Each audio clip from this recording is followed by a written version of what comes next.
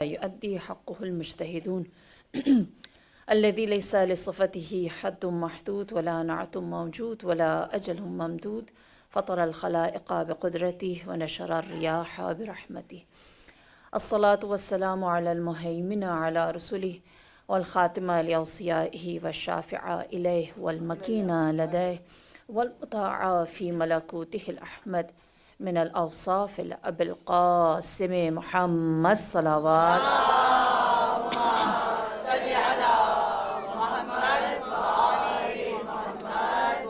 وعلى أهل بيته الطيبين الطاهرين المعصومين المظلومين سيما بقية الله في أرض روحي وأرواح العالمين لتراب مقدمه فداه. أما بعد، هل هذا إلا بشر مثلكم أفتأتون السهر وأنتم تبصرون صلوات الله وسلم.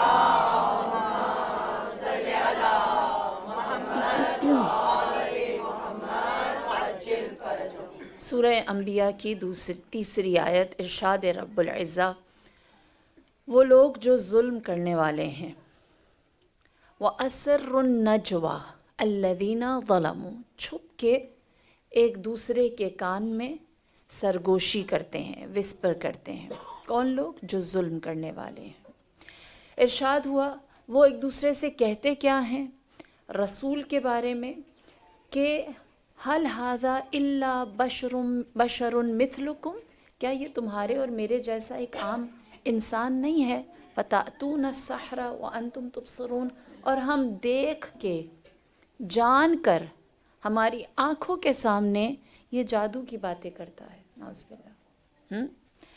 لہٰذا جو وہ دیکھ رہے ہیں جو ان کی آنکھوں کے سامنے ہے، اس کے سامنے جب عاجز ہو جاتے ہیں، جو معجزہ ہے نا جو رسول اللہ کر رہے ہیں، اس کے سامنے جب بے بس بے اختیار ہو جاتے ہیں تو رسول کی قدرت اور اسلام کی طاقت اور اس کے سچ کو نہیں دیکھتے، بلکہ اس کے خلاف الزام، بہتان، سازش، سرگوشی، باتیں ایک دوسرے کے کان میں کر کے اسلام کو نقصان پہنچانے کی کوشش کرتے ہیں یا اپنے باطل کو صحیح کرنے کی کوشش. پروردگار عالم جواب میں کہتا ہے قال ربی یعلم القول فی السماء والارض، کہہ دیجئے جو تم کہہ رہے ہو اور جو کچھ زمین اور آسمان میں کہا جا رہا ہے میرا پالنے والا اسے جانتا ہے. انہ هو السمیع العلیم، بے شک وہ سننے والا اور دیکھنے والا ہے. رسول اللہ کے آس پاس جتنے بھی افراد تھے سب نے ہمیشہ اسلام قول نبی میں اپنے فائدے کو ترجیح دی، جو ظلم کرنے والے منافق تھے. اور نبی خدا نے جہاں پر لشکر تیار کیا، جنگیں جیتیں، اس کے ساتھ ساتھ یہ جو سافٹ وار تھی، یہ جو نفسیات کی وار تھی، سازش تھی، اس کو بھی تحقیق کرتے رہے. مثال کے طور پر ایام اعزاں ہیں، ہم بار بار سنتے ہیں کہ سید الشہداء کے سر نے 9 کے نیزہ پر قرآن کی تلاوت کی. وہ کون سی آیات تھیں؟ ان میں سے ایک آیت تھی انا اصحاب الکہف والرقیم کانوا من آیاتنا عجبا، بے شک اصحاب کہف اور رقیم اللہ کی عجیب آیات میں سے ہیں. اب یہ جو ہم کہتے ہیں اللہ کی عجیب آیت ہے، یہ کیا ہے؟ معجزہ ہے نا خدا کا. اصحاب کہف انسان نہیں کر سکتا، ایسا سائنس نہیں کر سکتی، اس کو پروف نہیں کر سکتی، لیکن اللہ نے وہ کر کے دکھایا ہے. جب یہ آیت نازل ہوئی تو رسول خدا نے مسجد نبوی میں موجود لوگوں سے پوچھا کہ کیا تم سمجھے ہو کہ اصحاب کہف اور رقیم جو اللہ کی عجیب آیات ہیں یہ کون ہیں؟ انہوں نے کہا کہ ہم گزشتہ پیچھے لوگوں سے ان کی داستانیں سنتے آئے ہیں. آپ نے داستان مکمل کی، بتایا کہ اصحاب کہف کون تھے اور وہ کہاں موجود ہیں اور اللہ کی کیسی آیت علامت ہیں. کہنے لگے یہ بڑی عجیب بات ہے. روایت میں ہے، آپ عشرہ مبشرہ جانتے ہیں؟ عشرہ مبشرہ، ہاں، عشرہ مبشرہ ہیں. عشرہ جیسے یہ عشرہ چل رہا ہے نا 10 دن کی مجلس ہے، وہ والا عشرہ. تو 10 مبشرہ جن کو بشارت دی گئی ہے، وہ 10 لوگ جن کو جنت کی بشارت دی گئی ہے، وہ اہل سنت کے ہاں مشہور ہیں. کچھ افراد جن کو ہم تائید نہیں کر سکتے کیونکہ ہمیں انہیں اصحاب رسول خدا کہنے میں کچھ ہماری جگہوں پر اعتراضات موجود ہیں. لہٰذا وہ جو عشرہ مبشرہ ہیں وہ وہاں موجود تھے. اس بات سے ہم تھوڑی دیر کے لیے الگ ہو جاتے ہیں کہ وہ ان کو بشارت جنت کی مل بھی سکتی ہے یا نہیں. ہاں کسی نے دل فاطمہ الزہرا کو آزردہ کیا ہو تو اسے جنت کی بشارت مل سکتی ہے. یہ ہمارا ایک آرگیومنٹ ہے ان عشرہ مبشرہ کے بارے میں اہل تشیع کا. وہ وہاں موجود ہیں. روایت کہتی ہے رسول خدا کہتے ہیں تمہیں بتاؤں اصحاب کہف اور رقیم کیا ہے. دیکھیے سازش اگر کوئی کرتا ہے، نبی کے سامنے آ کر کچھ نہیں کہتا، لیکن یہ کہتا ہے جو نبی کرتے ہیں وہ ایک عجیب چیز ہے اور یہ تو جادو ہے، اور جو قول رسول ہے اس کو ہم دیکھ کر جان کر ہماری آنکھوں کے سامنے ہو رہا ہوتا ہے اور ہم کچھ نہیں کہہ سکتے تو ہم سازش کرتے. لہٰذا آپ نے فرمایا کہ میں تمہیں اصحاب کہف اور اس کی حقیقت دکھاتا ہوں. آپ نے اپنے لبوں کو حرکت دی، سب نے دیکھا رسول کے لب ہل رہے ہیں، کسی نے سنا نہیں کہ کیا فرما رہے ہیں. جیسے ہی آپ کے لبوں کی حرکت ختم ہوئی، روایت کہتی ہے مسجد نبوی کے سامنے ایک قالیچہ آ کر ٹھہر گیا. سب نے دیکھا وہ قالیچہ. آپ نے فرمایا کہ اس قالیچے کے اطراف میں جہاں جہاں میں کہوں وہاں بیٹھ جاؤ. تو تمام اصحاب کو جن کو جنت کی بشارت ملی ہوئی ہے ان سے کہا کہ کونوں میں آ کر بیٹھتے چلے جاؤ. آپ اشارے کرتے گئے اور وہ کونوں میں گوشوں میں ریکٹینگولر شیپ کا قالین ہے اور 1 2 3 4 کونوں گوشوں میں سب کو بٹھا دیا. جب سب کو بٹھا دیا تو اس کے بعد آپ نے فرمایا اے علی آپ عین وسط میں آ کر بیٹھ جائیے. امیر المؤمنین عین وسط میں آ کر بیٹھ گئے. روایت کہتی ہے پھر رسول خدا جھکے اور آپ نے علی کے کان میں ایک طویل نجوہ کیا، ایک لمبی سرگوشی کی. ہم کہیں گے یا رسول اللہ سرگوشی وہ ہوتی کسی کو پتہ نہ چلے. آپ کان میں تب کہتے ہیں جب دوسروں کو خبر نہ ہو، اور یہ خبر نہ ہو اگر آپ چاہتے ہیں تو اس کے لیے کیا کرتے ہیں؟ کسی کونے گوشے میں جاتے ہیں. کیا وجہ ہے کہ رسول خدا عین وسط میں امیر المؤمنین کو بٹھا کر سب کے سامنے راز ان کے سینے میں ڈال رہے ہیں. گویا رسول خدا یہ بتانا چاہ رہے ہوں کہ ہم یہی تو سمجھانا چاہتے ہیں، ہمارے اسرار ہمارے پاس ہیں اور ہم جس کو اس کے قابل دیکھتے ہیں اس کو عطا کرتے ہیں اور اس کے اوپر مخلوق کو گواہ بناتے ہیں، مخلوق کو گواہ بناتے ہیں. یہ اسرار الہیہ ہے اور یہ ہم کس کے سپرد کر رہے ہیں یہ سب دیکھ لیں. لہٰذا روایت کہتی ہے جب رسول خدا کی سرگوشی ختم ہوئی، نبی خدا کے پیچھے ہٹنے کے ساتھ ہی علی ابن ابی طالب کے لبوں نے حرکت کی. سب نے دیکھا، کسی نے سنا کچھ نہیں، اور اس کا اثر یہ ہوا کہ وہ قالیچہ اپنی جگہ سے اٹھا اور ہوا میں پرواز کرنے لگا. یہاں تک کہ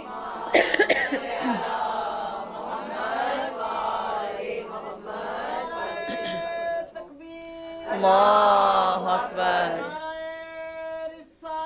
یا رسول اللہ. پنج نعرے پنج تنی کل ایمان نعرے حیدری یا علی یا علی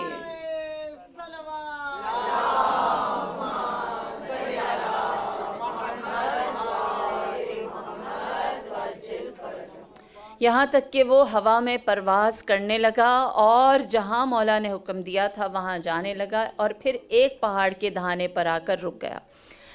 لوگوں نے پوچھا کہ اے علی یہ کون سی جگہ ہے؟ آپ نے فرمایا اصحاب کہف کا غار جس کو اللہ نے اپنی آیت بنایا ہے. کہنے لگے کیا کریں؟ فرمایا یہ اللہ کی آیت ہے، نشانی ہے، معجزہ ہے.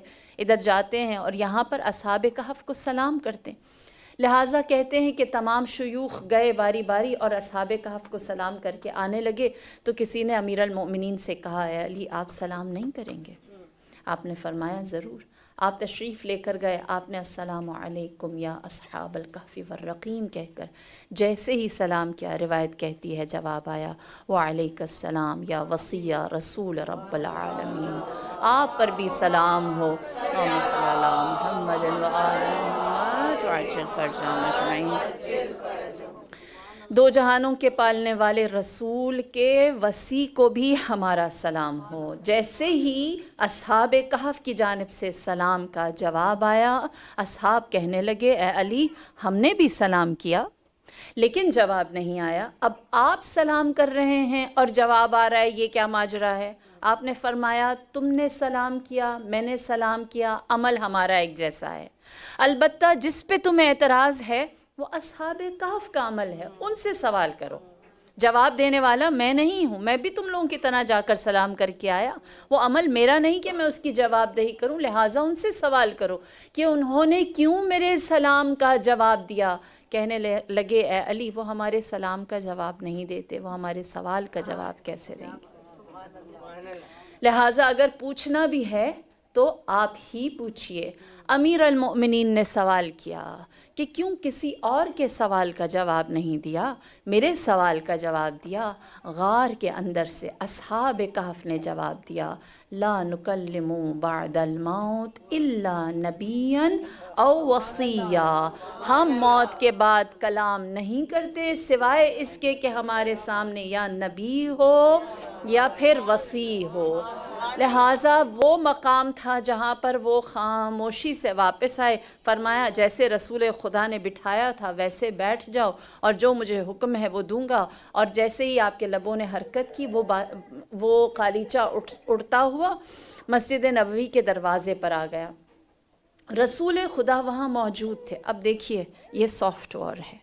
ہاں، جو سازشیں کرتے ہیں، جو باتیں کرتے ہیں، جو سرگوشیاں کرتے ہیں اسلام کے خلاف اور چون و چرا کرتے ہیں، آپ نے ان کو مخاطب کر کے فرمایا جو دیکھا کیا وہ تمہارے لیے کافی تھا، یا میں تمہیں خبر دوں کہ تم کیا دیکھ کر آئے ہو؟ کہنے لگے واللہ جو ہم نے دیکھا ہم سمجھ گئے کہ اللہ نے وہ اصحاب کہف جو تاریخ میں رکھے ہیں وہ کون ہیں، اور آج ہمارے درمیان اللہ کی عجیب نشانی ان اصحاب الکہف والرقیم کانوا من آیاتنا عجبا، وہ کون ہے؟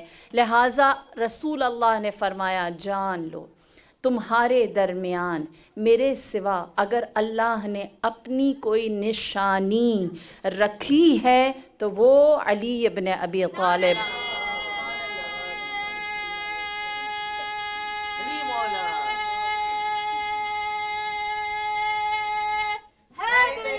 یا علی یا علی یا علی اللہم صلی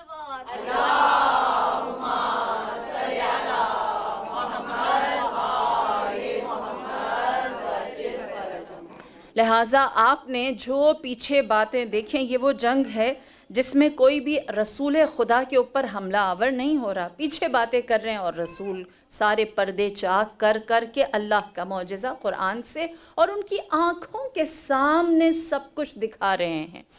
یہی وجہ ہے کہ اسلام نے جب سافٹ وار ہوئی ہے تو اس میں اپنے ہتھیار کو دشمن سے زیادہ آمادہ و تیار رکھا، جس میں سے ایک سب سے خوبصورت چیز جو ہم لوگ اتنی معرفت کے ساتھ مناتے نہیں ہیں یا اس کی آپ کہیں کہ تفصیل میں نہیں جاتے، عید مباہلہ.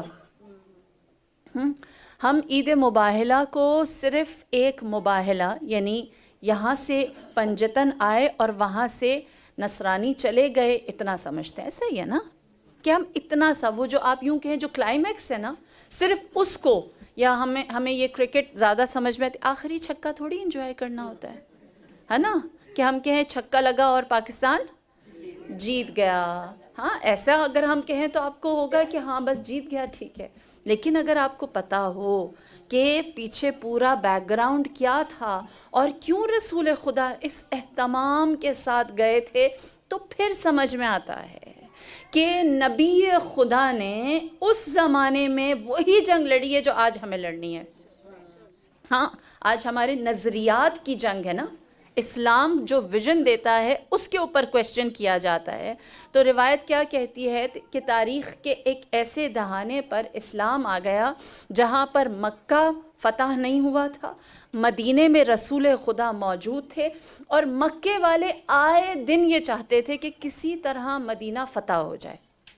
محمد نے مدینہ کیسے حاصل کر لیا؟ اگر ہم نے مدینے پہ قبضہ کر لیا کسی طرح سے تو یقینی سی بات ہے اس کے بعد محمد کا جو دین ہے وہ کمزور ہو جائے گا. اور جغرافیکلی تھوڑا سا اس بات کو سمجھیں کہ مدینہ ہے، پھر مکہ ہے اور یہاں ایران ہے، روم اور فارس اس سائڈ. تو جو مکہ ہے وہ مدینے اور روم و فارس کے درمیان ایک شیلڈ بن جاتا ہے، کیونکہ مدینے میں رسول خدا کی حکومت کے چرچے تھے. تو روم و فارس والے، ایران والے یہ جان گئے تھے کہ یہ جو بھی شخص ہے، صحیح ہے غلط ہے ہمیں نہیں پتہ، یہ جو بھی شخص اس کی طاقت میں دن بدن اضافہ ہوتا جا رہا ہے، اس کا دین پھیل رہا ہے، یہاں تک کہ اس نے صلح حدیبیہ کے بعد کی بات ہے، اس نے جب مکے واپس آنا چاہا تو مکے والوں نے اس کے ساتھ ایک صلح کا اگریمنٹ کر دیا، اور وہ اس بات پر ناراض ہوئے کہ مکے والوں کو چاہیے تھا مدینے کے مٹھی بھر مسلمانوں کو ختم کر دیتے، لیکن انہوں نے ایسا نہیں کیا. جو بھی ہے ابھی مکہ سیف ہے، مکے والے مضبوط ہیں، تو محمد کبھی بھی ہم تک نہیں پہنچ سکیں گے. یہ ان کی مینٹالٹی تھی. اور مکے والے صلح حدیبیہ کر کے بیٹھے ہوئے تھے، اور آپ جانتے ہیں صلح حدیبیہ کی جو شرائط تھیں ساری کی ساری مکے والوں کے فیور میں تھیں، سرسری سی بھی اگر ہم دیکھیں. اس لیے وہ خوش تھے کہ ہمارے پاس اگلے سال حج سے پہلے کا وقت ہے، ہم اگلے حج سے پہلے کسی طرح سے مدینے کو ٹیک اوور کر لیں. اور اس کے لیے انہوں نے کیا کیا؟ اس کے لیے انہوں نے ایک گروہ بنایا اپنے دوستوں کا، جن سے کہا پڑھ لو کلمہ، بن جاؤ مسلمان، چلے جاؤ مدینے میں رہنا شروع کرو، اور مدینے میں رہ کے وہاں کے لوگوں کے درمیان پھوٹ ڈالو. جو رسول کریں لوگ مان لیتے ہیں. آپ جانتے ہیں مدینے کی رپورٹ یہ آتی تھی کہ رسول خدا اگر تھوکتے ہیں تو آپ کا لعاب زمین پر نہیں گرتا، لوگ اسے اٹھا لیتے ہیں، اپنے ہاتھوں میں رکھتے ہیں. وضو کے پانی کے چھینٹے زمین پر نہیں گرتے، مسلمان اسے محفوظ کر لیتے ہیں. نبی کے بال کہیں گرے ہوئے مل جائے تو مسلمان اسے اپنے گھر لے کر جاتے ہیں. اس حد تک عقیدت رکھتے ہیں. تو کہا اس چیز کو تم نے توڑنا ہے، اور یہ عقیدت ختم کر کے سوال کرنے کی عادت ڈالو کہ یہ کیوں ہے، یہ ایسا کیوں ہے. اور لوگوں کے اس گروہ کے سرغنہ کا نام، لیڈر کا نام تھا عبداللہ ابن ابی سلول. اور وہ جب گیا وہاں پر اپنے گروہ کے ساتھ تھا مسلمان، دل میں اس کے نفاق. یعلم القول، خدا قرآن میں کہتا ہے کہ جو تم کرتے ہو ہم اسے جانتے ہیں.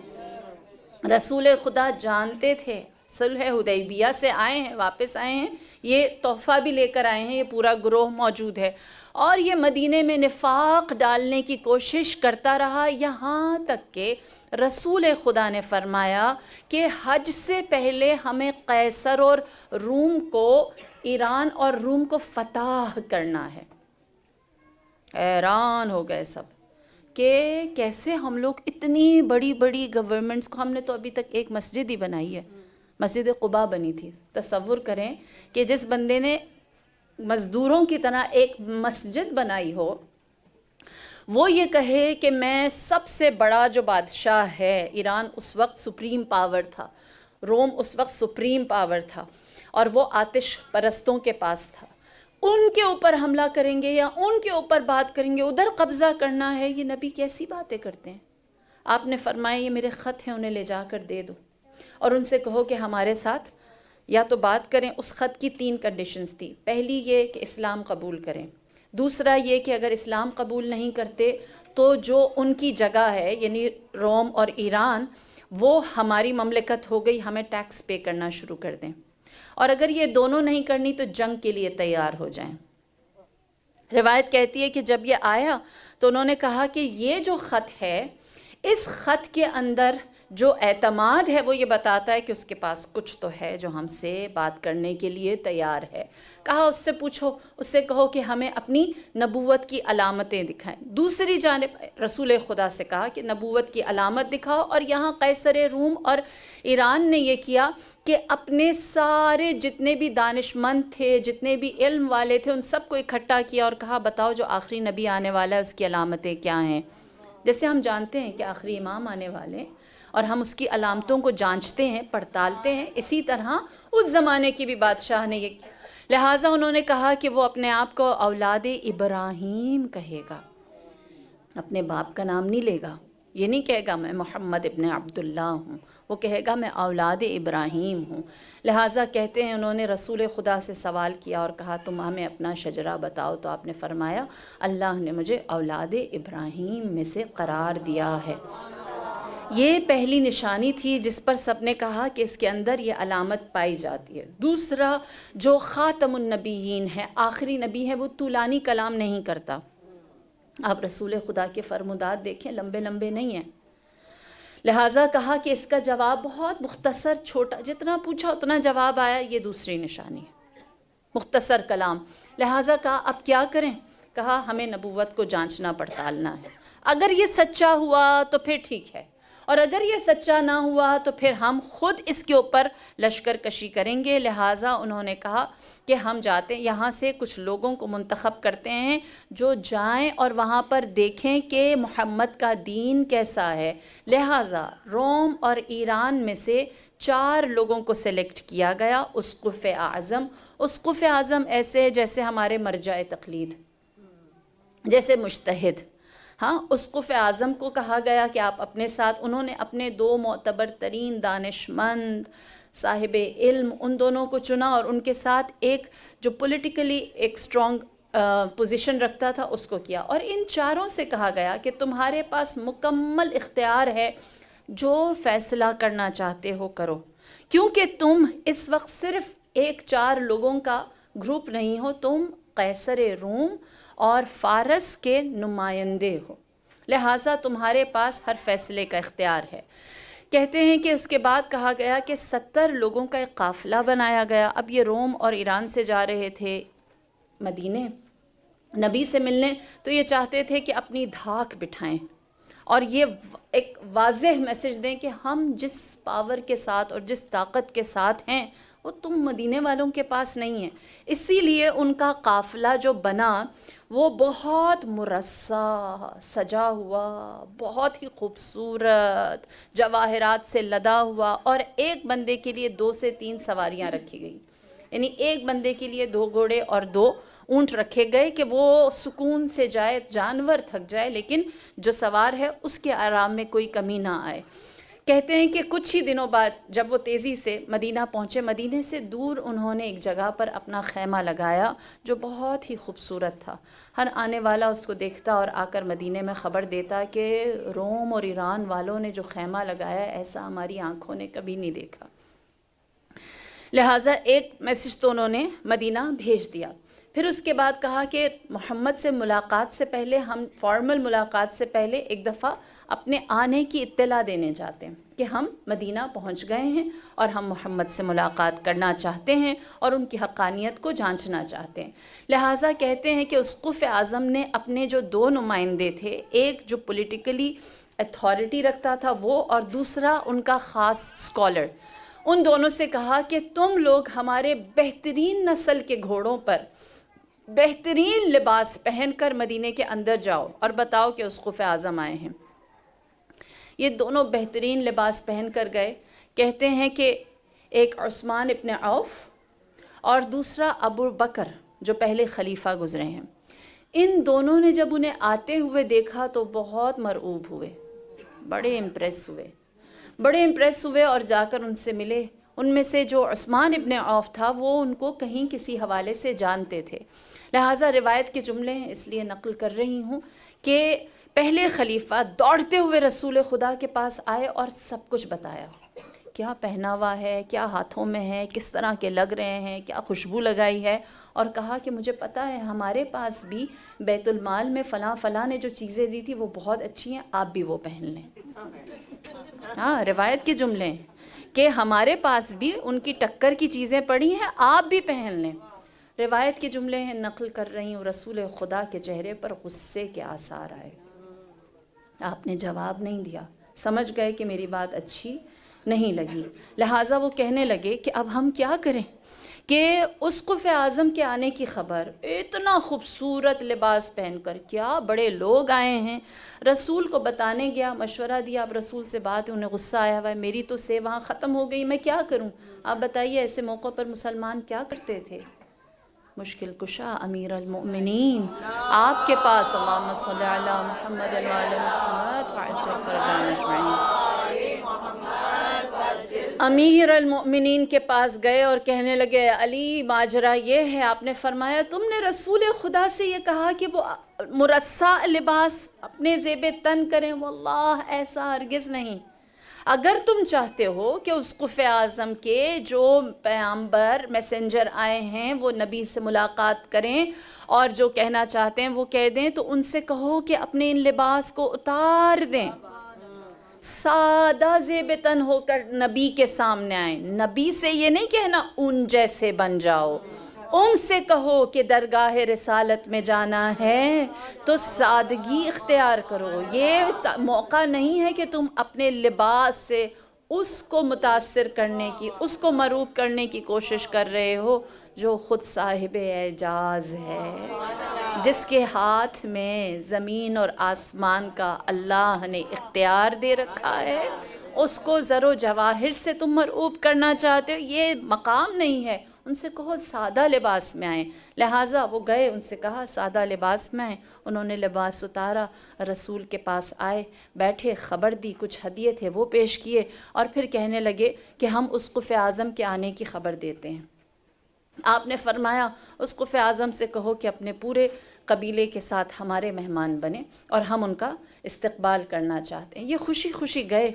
अब जब ये गए हैं दोनों वापस रसूल का पैगाम लेकर अपने पड़ाव पर जहाँ पर उसकुफ़ आज़म था, दूर से, रिवायत के जुमले हैं, दूर से इनको आते हुए देखकर उसकुफ़ आज़म ने कहा, वल्लाह मोहम्मद सच्चा अल्लाह का पैगंबर है। अगर ये जिस लिबास में गए थे उसी लिबास में पलट कर आते तो मैं मोहम्मद की नबूवत पर शक करता, लेकिन ये गए थे सजे सजाए और वापस आ रहे हैं इतनी सादगी से दुनिया को तर्क करके, तो यकीनन ये सच्चा नबी है जो दुनिया की इन चीज़ों से अल्लाहुम्मा सल्ली अला मुहम्मद व अज्जल फरजाना अजमईन। अब तसव्वुर कीजिए कैसर रूम ने और फ़ारस ने क्या कहकर भेजा था कि सुप्रीम पावर की नुमाइंदगी कर रहे हो तो नज़र आनी चाहिए। और ये जब जाते हैं रसूल खुदा से मुलाकात के लिए, ये कहते हैं जो जो हमारी निशानियां हैं सब यहाँ छोड़ दो, सादा तरीन लिबास पहनो, सादा तरीन ज़ेन घोड़े के ऊपर डालो, अपनी अपनी मुहारें सादी कर दो, अपने ज़ेवरात और गले में जो कुछ है सब उतारो, सादा लिबास में नबी के सामने जाओ। रिवायत कहती है कि ये 70 नुमाइंदे और 4 लीडर्स रसूल खुदा की खिदमत में तशरीफ़ लाए, आपके सामने इजहार अक़ीदत किया, आपने मस्जिद में उनका इस्तक़बाल किया और उनसे सवाल किया और कहा बताओ हमारे और तुम में फ़र्क क्या है। कहने लगे कि आप एक अल्लाह को मानते हैं, जबकि हम इस बात का अक़ीदा रखते हैं कि माबूद तो अल्लाह की ज़ात है, लेकिन उसने रब ईसा को बनाया है, पालने वाला रब ईसा को बनाया है और ईसा जैसा कोई दूसरा बशर, कोई दूसरी मखलूक नहीं है। पूछा कैसे? तो उन्होंने कहा कि हज़रत ईसा बग़ैर बाप के पैदा हुए हैं। जनाब मरियम सलामुल्लाह अलैहा पाक थी और आपको कभी किसी मर्द ने छुआ नहीं था, क्योंकि वो बग़ैर बाप के पैदा हुए हैं, उनका मकाम ख़ास है। रसूल खुदा ने फरमाया अगर बग़ैर बाप के पैदा होना किसी के रब होने की दलील है, एक ख़ास बात है, तो हज़रत आदम ज़्यादा सज़ावार हैं कि उनकी इबादत की जाए, उनको रब समझा जाए। क्यों? क्योंकि उनका तो माँ और बाप दोनों नहीं थे, वो बग़ैर माँ बाप के पैदा हुए हैं, लिहाजा उनकी इबादत की जाए। लाजवाब हुए, कहने लगे कि हम इसको नहीं मानते, हम इसको कबूल नहीं करते। हज़रत ईसा का जो मकाम है वो अलग है, आदम का जो मकाम है वो इब्तिदा का है, उसको हम तसव्वुर नहीं करते। रसूल खुदा ने फरमाया फिर इसके बाद अगर तुम्हारे पास कोई दलील नहीं है कि हज़रत ईसा की रुबूबियत के ऊपर, तो मैं बात को कैसे आगे बढ़ाऊँ? क्योंकि जो रसूल खुदा ने दलील दी उसके आगे तो ये चुप हो गए, आगे इन्होंने कोई आर्ग्यूमेंट दिया नहीं। तो नबी ने फरमाया अब मैं इसके बदले मैं क्या कह सकता हूँ जब तुम चुप हो? कहने लगे हम आपके साथ मुबाहिला करना चाहते हैं। सुभान अल्लाह, देखिए ना कोई हथियार चला, हाँ, ना कोई दुश्मन बन के आया, वो अपनी जगह पर अपने अंदाज में مدینے کے اوپر حاوی ہونے کے لیے اپنا سارا زور، قدرت، مال، طاقت لگاتا رہا، اور نبی خدا نے ایک دلیل سے انہیں خاموش کر دیا۔ آپ نے فرمایا ٹھیک ہے، تم اپنی عورتوں کو لے کر آؤ، ہم اپنی عورتوں کو لے کر آتے ہیں، تم اپنے بچوں کو لے کر آؤ، ہم اپنے بچوں کو لے کر آتے ہیں، تم اپنے نفسوں کو لے کر آؤ، ہم اپنے نفسوں کو لے کر آتے ہیں۔ آپ نے عید مباہلہ کا یہ ذکر بارہا سنا، لیکن جب روز مباہلہ قرار پایا تو وہ ایسا تھا کہ جہاں انہوں نے پڑاؤ ڈالا ہے وہ ایک جگہ، اس کی بالکل سیدھ میں مباہلے کا مقام قرار پایا، اور لمبی شیپ میں مدینہ موجود ہے، یہ ایل شیپ میں تھا۔ یہاں مباہلہ ہے، یہاں ان کا پڑاؤ ہے، ادھر مباہلے کی جگہ مختص ہوئی، اور یہاں شہر رسول خدا ہے۔ اور کس نے مباہلے کا اہتمام کیا کہ ساری ارینجمنٹس ہو جائیں، اس جگہ پر دھوپ نہ ہو، لوگ آئیں، جگہ مقرر ہو؟ نبی خدا نے جناب سلمان فارسی کو اس کے لیے بھیجا کہ آپ جگہ کا انتخاب کریں، فلاں فلاں جگہ، اور فرمایا وہاں سرخ قالین بچھا دینا، اور سرخ قالین پر انہیں بٹھا دینا، اور ان کے لیے کمفرٹیبل جگہ ہو، مہمان نوازی ہو۔ لہٰذا رسول خدا نے سلمان فارسی کو ساری احکامات دی۔ مباہلے کے میدان پر نصران اور نجران کے لوگوں کے آنے سے پہلے جناب سلمان فارسی سرخ قالین بچھائے وہاں منتظر تھے، یہاں تک کہ وہ سب آئے اور وہاں آ کر کھڑے ہو گئے۔ روایت کہتی ہے کہ انہوں نے نبی خدا کو آتے ہوئے دیکھا۔ میں نے بتایا ایل شیپ تھی نا، تو تھوڑا وہ جو ایل کی لمبی والی ڈنڈی ہے وہ رسول خدا کے پاس تھی، ہاں، کہ آپ کی واک جو ہے وہ قدرے لمبی تھی ایز کمپیئر ٹو ان کا پڑاؤ۔ وہ نبی خدا کو آتے ہوئے دیکھتے رہے۔ روایت کہتی ہے وہ جب دیکھتے رہے تو حضرت عیسیٰ کی ذکر کو اور ان کی یاد کو بار بار بآواز بلند کر کے کہنے لگے، یہ ویسے ہی آ رہا ہے جیسے حضرت عیسیٰ آتے تھے۔ میں نے جو تورات میں پڑھا ہے وہ مجھے سامنے مجسم نظر آ رہا ہے، ساری علامات ویسی ہی ہیں۔ اللہ نے بغیر باپ کے جیسے حضرت، آپ لوگوں نے روایت سنی ہے مباہلہ کی کہ امام حسین کی عمر مبارک تھی 4 سال، ہاں، اور 4 سال کا بچہ اچھا خاصا بھاری بھرکم ہوتا ہے نا، اور 4 سال کے بچے کو کوئی گود میں نہیں اٹھاتا ہے، لیکن رسول خدا نے امام حسن کی انگلی پکڑی تھی اور حسین کو گود میں اٹھایا ہوا تھا۔ تو کہنے لگا جس طرح مریم اپنی آغوش میں عیسیٰ کو لے کر آئی تھی، میں دیکھ رہا ہوں محمد اسی طرح اپنی آغوش میں روح اللہ کو لے کر آ رہے ہیں۔ یہ منظر بالکل ویسا ہے، وہ مقام تھا جہاں پر اسقف اعظم نے کہا میں یہ نہیں دیکھ رہا کسی دوسرے دین کا فرد چل کر آ رہا ہے، میرے سامنے تورات چلتی ہوئی آ رہی ہے، میں عیسیٰ کو دیکھ رہا ہوں، میں مریم کو دیکھ رہا ہوں جو چلتے ہوئے ہماری جانب آ گئے ہیں۔ اور پھر وہ جو مشہور جملہ ہے کہ اگر یہ اپنے ہاتھ اٹھائیں تو یہ پہاڑ ہم پر آن گرے گا، یہ پہاڑ ہم پر آن گرے گا۔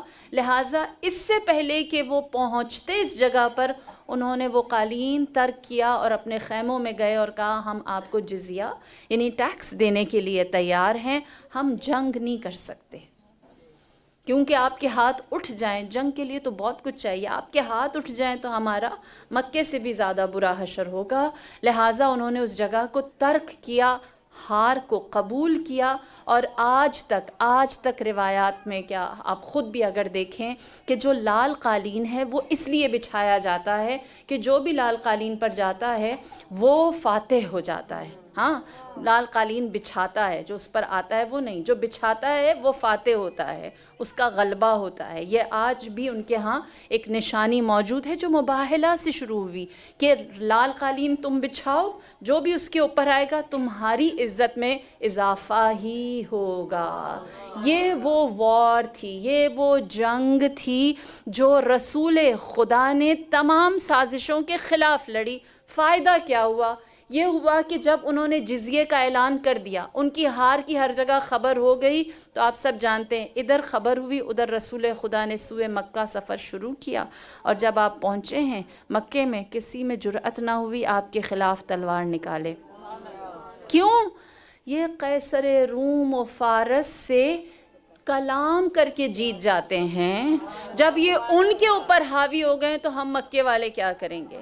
اور روایت کہتی ہے جب یہ پلٹ کر مکے گئے ہیں، قیصر روم اور فارس والے پلٹ کر اپنے علاقے میں گئے ہیں، تو انہوں نے کہا کہ اگر ہم جزیہ دینے پر تیار ہو گئے ہیں، اب مکہ فتح ہو یا نہ ہو، ہمیں اس شیلڈ کی ضرورت ہی نہیں ہے، کیونکہ ہم نے محمد کی حقانیت کو دیکھ لیا ہے.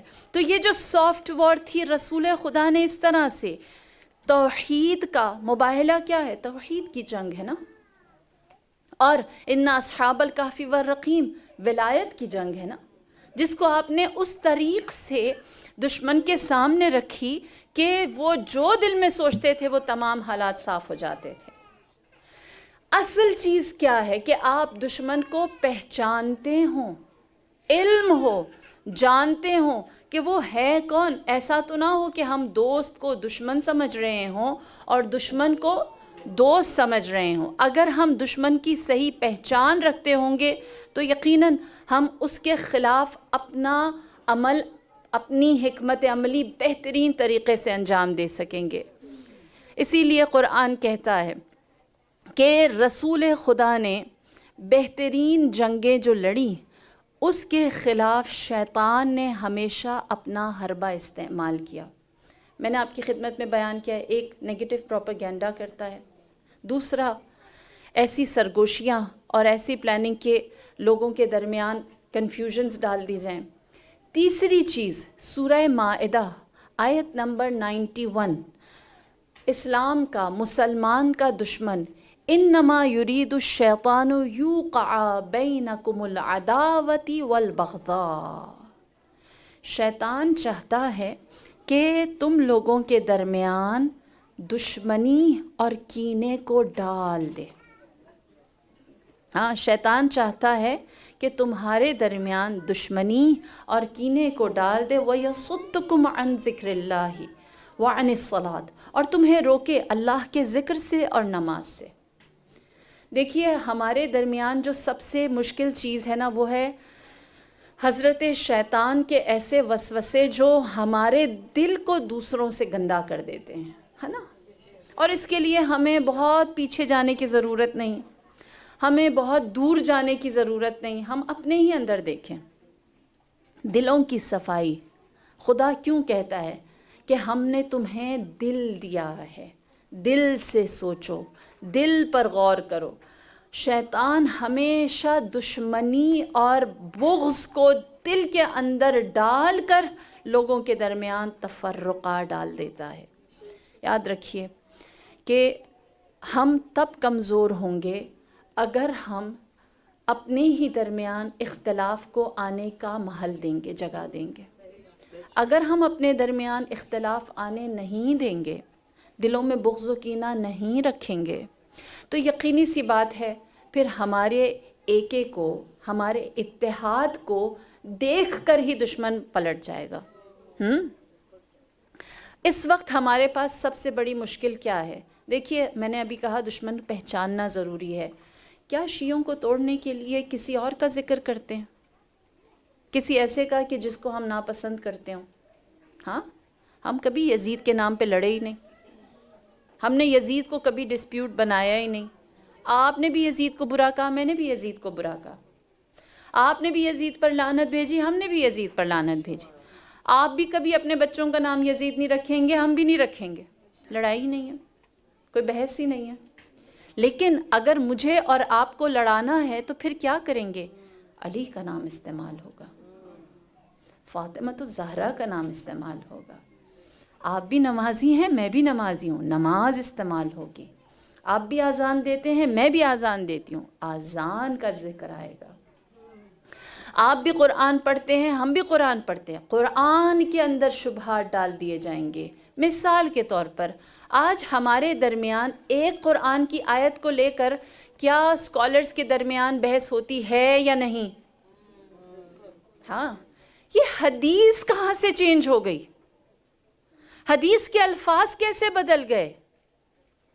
وہ کون تھا جس نے کہا کہ میں نے رسول خدا سے سنا ہے کہ رسول خدا نے فرمایا؟ میں ایک آیت سناتی ہوں آپ سب کو صرف بتانے کے لیے کہ دشمن باہر نہیں بیٹھا، اور وہ کبھی بھی باہر کی چیزوں کو آپ کے لیے آپ کے خلاف استعمال نہیں کرتا۔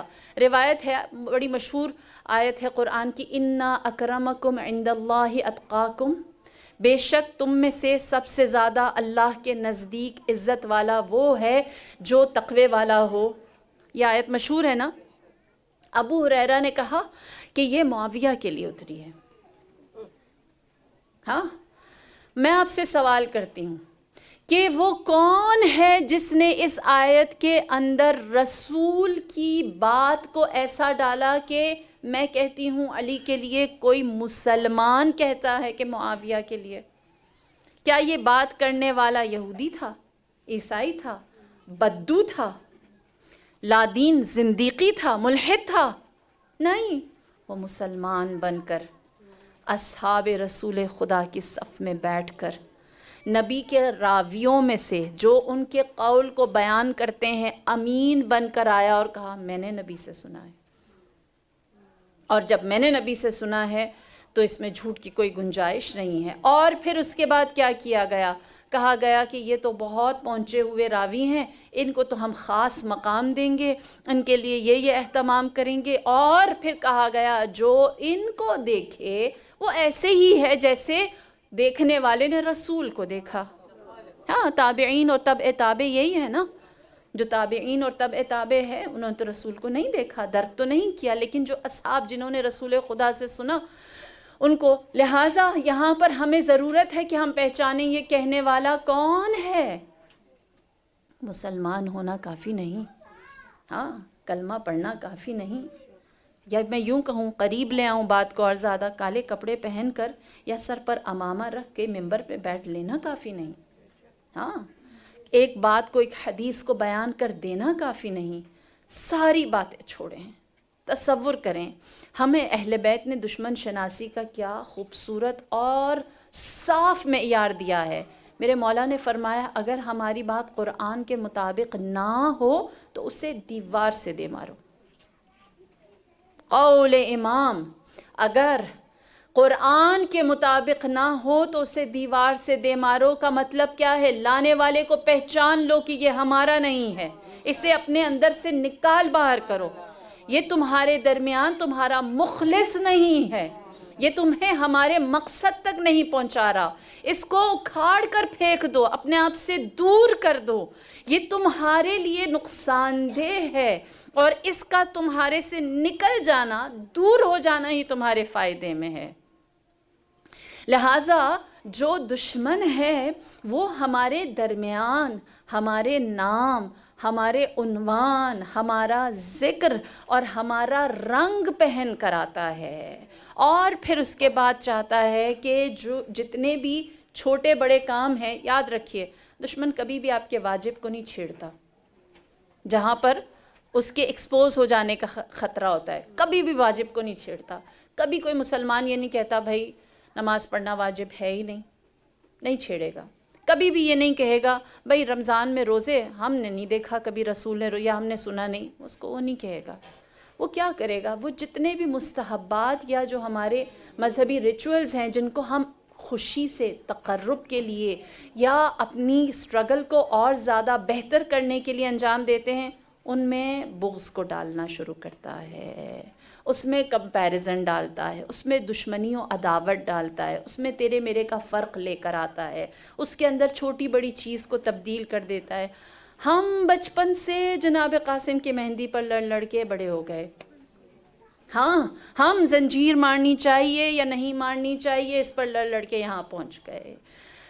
روز عاشورہ خون ڈونیٹ کریں یا زنجیر ماریں، لڑ کے یہاں آ گئے۔ ہمارے درمیان آج تک یہ بات حل نہ ہو سکی کہ ہم لوگوں نے عزاداری میں کہاں ایک ہو جانا ہے اور کہاں الگ ہو جانا ہے، اور اگر ایک ہونا ہے تو اس کے لیے ہمارے پاس کیا سٹینڈرڈز ہیں، اور اگر الگ ہو جانا ہے تو اس کے لیے کیا احترام ہم ایک دوسرے کے لیے رکھیں کہ جس کا جو بھی کرنے کا طریقہ ہے۔ لہٰذا جب ہم برسر مجلس عزاداری آئیں تو جو غلط کہہ رہا ہے اس کو پہچانیں، اختلاف کا راستہ کسی کو نہ دیں، کسی دشمن کے لیے آپ اور میں راستہ نہ کھولیں۔ یہ فرش ہمیں کیسے ملا ہے؟ یہ مجلس، یہ عزاداری ہم تک کس طرح پہنچی ہے؟ کبھی لبنان والوں نے خون دیا، اپنے جوانوں کو دیا، کبھی پاکستان میں لوگوں نے اپنے اپنے سہاگ اجاڑ دیے، کبھی عراق میں لوگوں نے سال ہا سال جیل کاٹی اور جیل میں رہائی کے انتظار میں صدام کا ظلم سہ سہ کر وہیں مر گئے اور آج تک ان کی ہڈیاں نہ ملی۔ کہیں شام میں اپنے گھر میں سکون سے بیٹھے کہ آج شام کو جناب زینب کے روزے کی زیارت کے لیے جائیں گے، گھر پر بم آ گیا اور زندگیاں وہیں برباد ہو گئیں، اور وہ لوگ جن تک خبر پہنچی وہ آج تک مہاجر ہیں، در بدر کی ٹھوکریں کھا رہے ہیں۔ یہ غم میرے اور آپ تک کیسے پہنچا ہے کہ بیویوں نے اپنے اپنے گھروں کو اجاڑا ہے؟ یہ قیمتی ہے، یہ قیمتی ہے، اس کی قیمت کو میں اور آپ سنبھالیں گے، اس کی قدر کریں گے تو پھر یہ اپنی حقیقی جسٹ کے ساتھ آگے بڑھے گا۔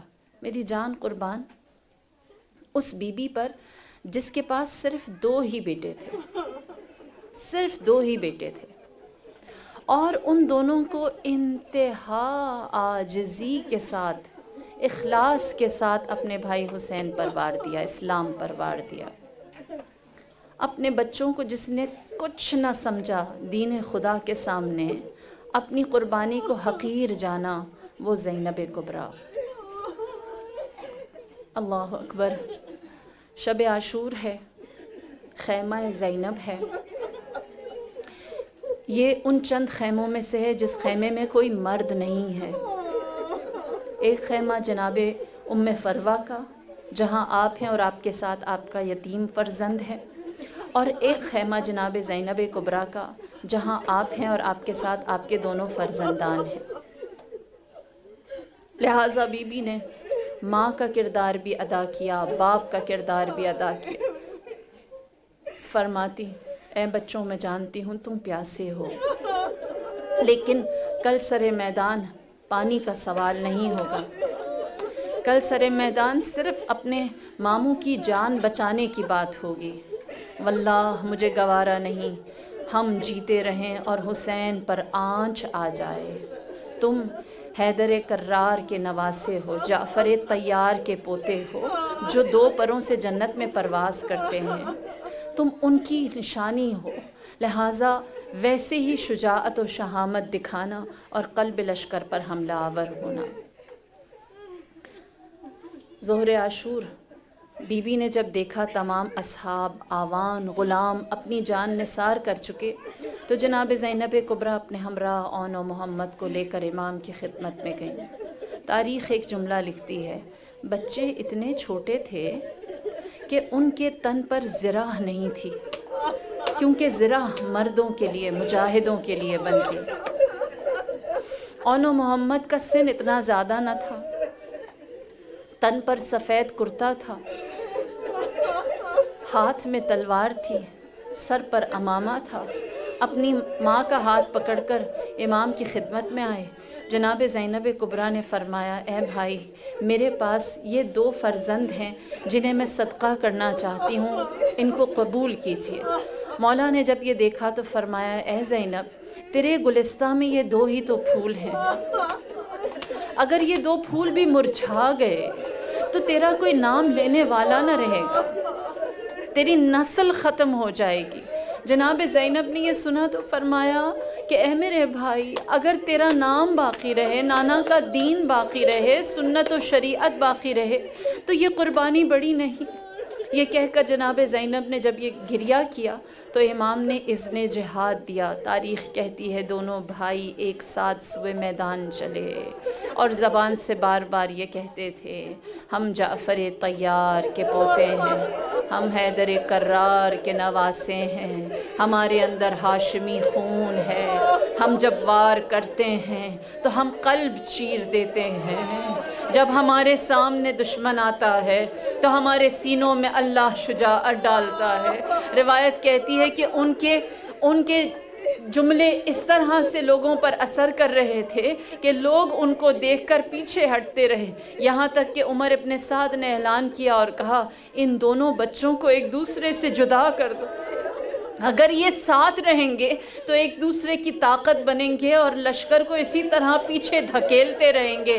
لہٰذا جناب اون و محمد کو ایک دوسرے سے جدا کیا گیا، اون کے چاروں طرف محاصرہ ہوا، جناب محمد کے چاروں طرف محاصرہ ہوا۔ روایت نے لکھا چار جانب سے ہر طرح کا ہتھیار مارا گیا، کسی نے تیر مارا، کسی نے تبر مارا، کسی نے نیزہ مارا، کسی نے برچھی ماری، کسی نے تلوار کا وار کیا۔ بچے اتنے چھوٹے تھے کہ جیسے جیسے وار پڑتے تھے اماں اماں کہہ کر پکارتے تھے۔ یہ احترام امامت ہے کہ اون و محمد چاہتے نہ تھے کہ سر محاذ اپنے امام کو زحمت دیں، اس لیے کہتے یا اماں ادرکنی، اے والدہ ہماری مدد کو آئیے۔ یہ آوازیں آہستہ آہستہ خاموش ہوئی۔ جب یہ آوازیں خاموش ہوئی، لشکر نے نعرہ لگایا، یزیدیوں نے نعرہ لگایا، جعفر طیار کے پوتے ہم نے مار دیے، حیدر کرار کے نواسے ہم نے مار دیے۔ یہ وہ واحد موقع تھا جب سید الشہداء نے مدد کے لیے عباس کو پکارا، اے بھائی عباس، زینب کا گلستان ہے، تم آن کو سنبھالو، میں لاشِ محمد لے کر آؤں۔ بنی ہاشم میں پہلی دفعہ دو لاشیں ایک ساتھ میدان کی جانب، دو لاشیں ایک ساتھ میدان کی جانب سے آئے۔ روایت ہے جب بھی کوئی لاشا آتا، بیبیاں اٹھ کر نعرہ تکبیر کے ساتھ اس کا استقبال کرتی، زینب نعرہ تکبیر لگاتی، شہید کا استقبال کرتی۔ لیکن جب امام حسین اور علمدار اون و محمد کو لے کر آئے، تمام بیویاں موجود، جناب زینب وہاں موجود نہ تھی، بی بی موجود نہ تھی۔ زینب اپنے خیمے میں سر سجدے میں، پروردگار میری قربانی قبول کر۔ جناب فضائی، اے بی بی، بچوں کے لاشیں دیکھنے، آخری زیارت کرنے تشریف لائیے۔ زینب نے عجیب جملہ کہا، اے اماں فضا، میں گھبراتی ہوں، حسین میرے آنسو دیکھ کر شرمندہ تھا۔ میرا بھائی حسین مجھے اون و محمد پر روتا دیکھ کر افسردہ نہ ہو، میں اپنے بچوں پر نہ روں گی، میرے امام کا حوصلہ بلند رہے، وہ میرے آنسو نہ دیکھے، دعا دوں گی اللہ آپ کو اولاد کا غم نہ دے۔ زینب اون و محمد پر نہ روئی۔ عزادارو سنو، زینب اون و محمد پر نہیں روئی، زینب نے اون و محمد کا ماتم نہیں کیا، نہ کربلا میں، نہ کوفہ میں، نہ شام میں، نہ جب 40 پر پلٹ کر آئی کربلا تب بھی ہر شہید کا گریہ کیا، لیکن اون و محمد پر نہ روئی۔ میں ماں ہوں، میں ماں ہوں، میرا دل کہتا ہے جب زینب پلٹ کر مدینے گئی ہوگی، جب زینب اپنے گھر میں داخل ہوئی ہوگی، جب اپنے گھر کا صحن ویران دیکھا ہوگا، جب اون و محمد کے حجرے دیکھے ہوں گے، جب ان کی خوشبو ان کے حجروں سے آئی ہوگی، ہائے جب انہوں محمد کے ساتھ کھیلنے والے بچے مدینے کی گلیوں میں نظر آئے ہوں گے، جب گھر کی ویرانی نے زینب کو ستایا ہوگا، میں ماں ہوں، میرا دل کہتا ہے سوئے کربلا رخ کر کے زینب نے آنا محمد سے کہا ہوگا ماں قربان، ماں قربان، اے آنا محمد، تیری شجاعت پر ماں قربان۔ الا لعنت اللہ علی القوم الظالمین وسيعلم الذين ظلموا أي منقلب ينقلبون إنا لله وإنا إليه راجعون، إنا لله وإنا إليه راجعون۔